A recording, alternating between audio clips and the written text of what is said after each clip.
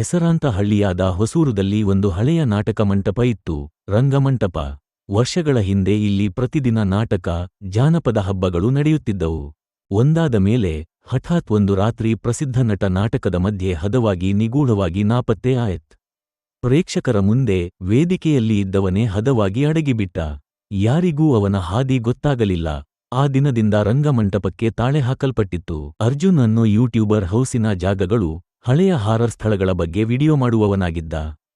ಹೊಸೂರಿಗೆ ಬಂದು ಈ ರಂಗಮಂಟಪದ ಬಗ್ಗೆ ಕೇಳಿ, ಇದನ್ನ ನಾನೇ ಮೊದಲ ಬಾರಿಗೆ ಯಥಾರ್ಥವಾಗಿ ತೋರಿಸ್ತೀನಿ ಅಂತ ಡೇರ್ ಕೊಡ್ತಾನೆ. ಮಧ್ಯರಾತ್ರಿ ಗಂಟೆ ಅರ್ಜುನ್ ಮಂಟಪದ ಒಳಗೆ ಪ್ರವೇಶಿಸುತ್ತಾನೆ. ಲೈವ ಮೇಲೆಯ ಲೈಟ್ ಆನ್ ಆಗ್ತದೆ. ಅಚ್ಚರಿಯಿಂದ ಅರ್ಜುನ್ ಅಲ್ಲಿ ಓಡುತ್ತಾನೆ. ಅಲ್ಲಿ ಒಂದು ಹಳೆಯ ನಾಟಕದ ಕಾಗದ ಹಾಸಿರ ಮೇಲೆ ಬಿದ್ದಿರುತ್ತೆ. ಅದ್ರಲ್ಲಿ ಬರವಣಿಗೆ, ಒಮ್ಮೆ ಈ ವೇದಿಕೆಯಲ್ಲಿ ಕಾಲಿಟ್ಟರೆ ನಾನೊಂದಿಗೂ ಹೋಗಲು ಬಿಡಲ್ಲ. ಅವನು ವೇದಿಕೆಯ ಹಿಂದಿನ ಆಯ್ನೆ ಬಳಿ ಹೋಗಿ ನಿಲ್ಲುತ್ತಾನೆ. ಆಯ್ನೆಯಲ್ಲಿ ಅವನು ನೋಡುವುದು ಪ್ರೇಕ್ಷಕರು ಭರಪೂರ ಹಳೆಯ ಧರಿಸಿ ಬಟ್ಟೆಯಲ್ಲಿ ಶಾಂತವಾಗಿ ವೇದಿಕೆಯತ್ತ ನೋಡ್ತಿದ್ದಾರೆ. ಅವನು ತಿರುಗಿ ನಿಜವಾದ ಹಾಲ್ ನೋಡ್ತಾನೆ, ಖಾಲಿ. ಆದ್ರೆ ಆಯ್ನೆಯಲ್ಲಿ ಮಾತ್ರ ಒಂದು ಸೀಟು ಖಾಲಿ.